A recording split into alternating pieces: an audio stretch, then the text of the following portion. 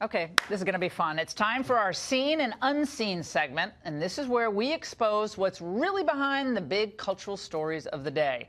Last night, we blew the lid off this Time's Up initiative, where Hollywood elites have band together to supposedly stop sexual harassment across the fruited plain. I said it was an obvious political movement to organize against Republicans, including Donald Trump. Now, a new interview with a leading member of Time's Up, Meryl Streep, may prove my point.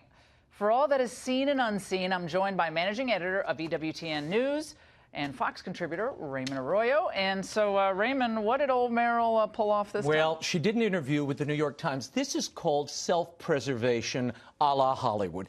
She's got a lot to answer for. Rose McGowan, an actress who was abused by Harvey Weinstein, charged Meryl Streep, who worked with Weinstein on innumerable films, okay?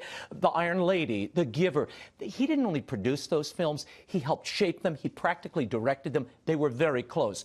McGowan and others say Meryl Streep knew of this abuse and was silent. Well, the New York Times today pressed Meryl Streep on this. She got very testy. Oh, she gets very defensive in this interview, right? Very defensive. Much so. She tries to, like, well, I didn't know anything about it. I didn't know. Classic deflection. We don't know everything about everybody. She called him God. Right, in the at the 2012 Golden Globes, called him God. In the last Golden Globes, she went after Donald Trump without mentioning him by name, talking about the foreigners. If we kick them all out, you'll have nothing to watch but football. That was before the NFL tanked. And mixed martial arts. She says this from her home in Connecticut, which are not the arts. They disrespect, invites respect. Violence incites violence. When the powerful use their position to bully others, we all lose. She was attacking Trump last Golden Globes. Well, and here's what she said to the New York Times today. I don't want to hear about the silence of me. I want to hear about the silence of Melania Trump. What? I want to hear from her. She has so much valuable to say, and so does Ivanka. I want her to speak now. Now, hold the phone. Wait a second. Melania has spoken, as has Ivanka Trump. Didn't they see the India trip? What is she talking about? The content of this interview was about the silence in Hollywood about Harvey Weinstein. Last time I checked, Melania and Ivanka Trump were not in any Harvey Weinstein films, nor did they work closely with him. So there's a lot of deflection going on here, and this whole Time's Up movement, as we discussed last night. It's a front group for left-wing activists. This is Hollywood trying to absolve itself of its guilt and silence. Okay, so they allowed this sexual predator to roam free, ruin careers. Paul Sorvino, one of my favorite actors, love him, always have loved him. He said today. He lashed out. Now, what is this? This is TMZ. TMZ caught him, and he's talking about his daughter, Mira Sorvino. Here's my question to Meryl Streep. Where were you when Mira Sorvino had her career blacklisted? tanked? Woman was an Academy Award winner. Suddenly she can't get a job. Yeah, because Harvey Weinstein and Bob Weinstein didn't want her to get hired by anybody, right? And so they called out the dogs on her, and they said, don't hire her to all these directors. Paul Sorvino is lashing out now. Watch this. If I meet him on the street, he ought to hope that he goes to jail. Because if we come across, I think he'll be lying on the floor somehow, magically. That's Goodfellas all over again. He went much further than that. That was just the opening. But Sorvino is justifiably upset. They destroyed this woman's career, Mira Sorvino. And where's the girl power?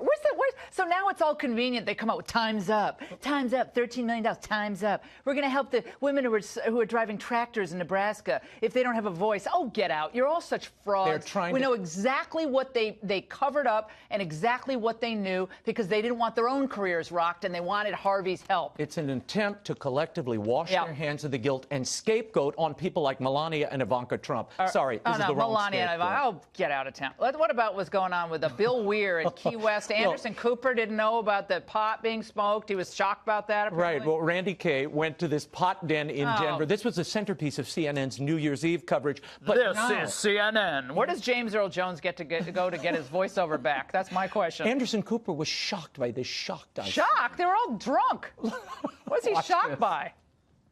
She ended up at a paint party where I guess this pot bus ultimately ended up at a paint party where for some reason, I don't know, I guess people who have been riding around getting stoned all night want to end up painting in day glow colors. Look at you talking like you don't know what it's like to be high. I don't know. I have no idea. I have no idea. The whole thing surprised me as much as anybody else, I got to tell you. surprised him? I love the giggle, by the way. But how could he be surprised? Laura, this Did was he a say celebration. like paint bus? I mean, can we lose the like? I mean, we're not Valley, you know.